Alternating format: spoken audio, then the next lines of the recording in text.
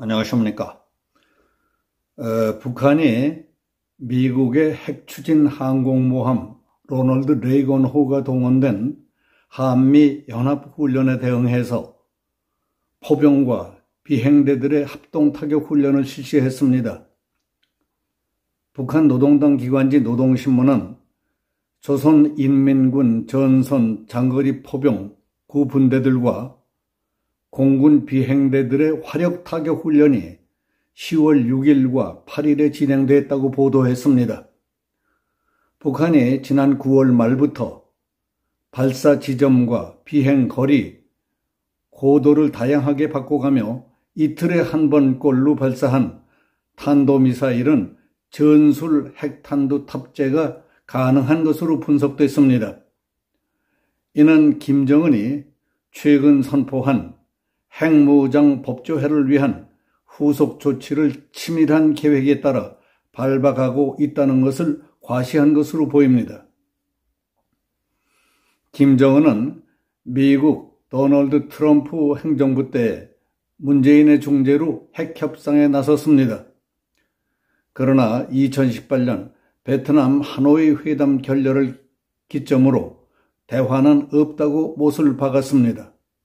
그 후부터 한국과 미국 본토 타격이 가능한 핵미사일 개발에 박차를 가하고 있습니다. 외교적으로는 중국, 러시아와의 결속을 대폭 강화하며 이른바 북방 3국 협력 체계를 공고히 하는 모양새를 갖추고 있습니다.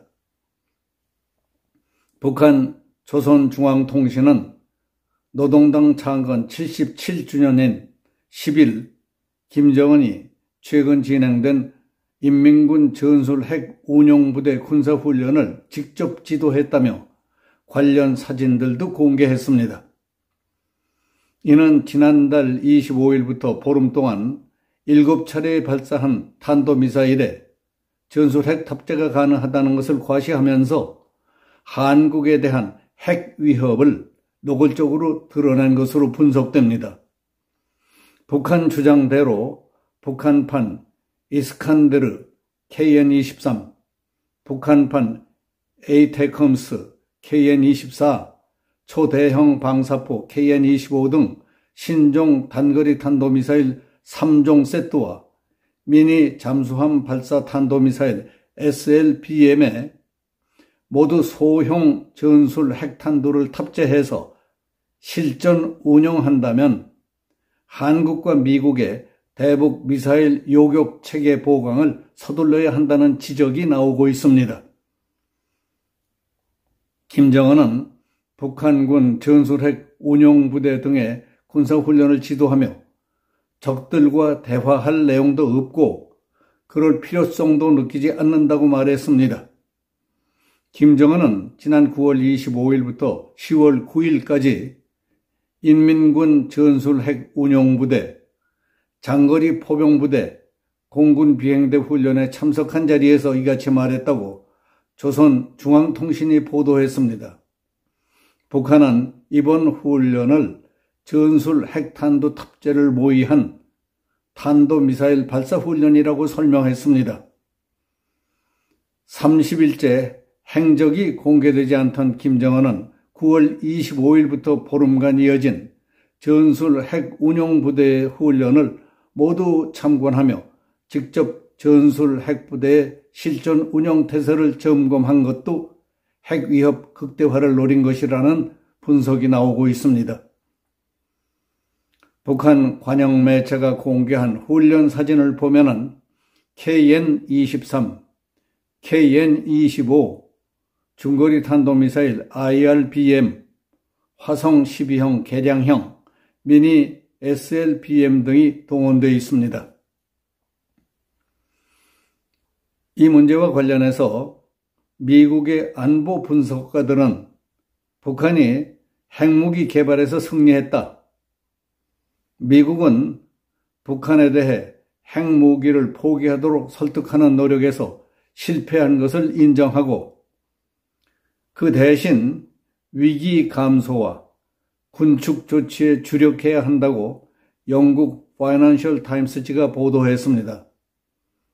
파이낸셜 타임스는 북한이 이미 이겼고 전문가들은 미국에게 웃음거리가 된 북한 비핵화 요구를 포기하라고 촉구했습니다. 이 신문은 북한의 중장거리 미사일 발사가 있은 뒤에 한국과 미국이 연합훈련을 하고 동해로 미사일을 쏘고 로널드 레이건 항공모함이 동해로 유턴했지만 워싱턴 안보 분석가들은 이와 같은 군사적 태세나 미국과 동맹국들의 강경 발언은 북한의 핵 프로그램을 억제할 방안이나 아이디어가 바닥났다는 현실을 숨길 뿐이라고 했습니다. 국민대학교 역사학과의 안드레이 랑코프 교수도 김정은의 메시지는 우리는 핵무기를 갖고 있고 영원히 보유할 것이다. 적절하다고 판단되는 대로 사용하겠다는 것이라고 말했습니다. 전문가들은 북한이 자신의 핵무기를 제한하도록 설득할 수 있는 유일한 길은 북한이 핵무기에 대해 막대한 대가를 치르게 하는 것뿐이라고 강조했습니다. 이처럼 북한이 9일 새벽 탄도미사일 두 발을 또 쏘는 등 도발 빈도와 양상 등이 심상치 않습니다. 북한은 이미 핵 선제 공격을 법제화하고 7차 핵실험 준비도 마쳤습니다. 국제사회의 분위기도 예전 같지 않습니다. UN 안보리는 중국과 러시아의 반대로 북한의 핵미사일 발사를 규탄하는 성명도 내지 못했습니다. 러시아가 우크라이나에 핵을 쓰겠다고 협박하면서 김정은에게도 도발 명분을 주고 있습니다. 우리는 독자적 핵 보유가 어려운 현 상황에서 한국과 미국, 일본 삼각 공조 강화가 유일합니다.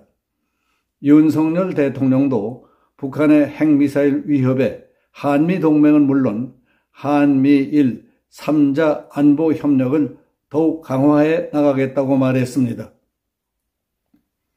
이와 같이 심각한 상황에도 이재명은 우리 국민들은 한반도 정세에 엄청난 위해를 가할 수 있는 한미일 군사동맹을 원치 않는다.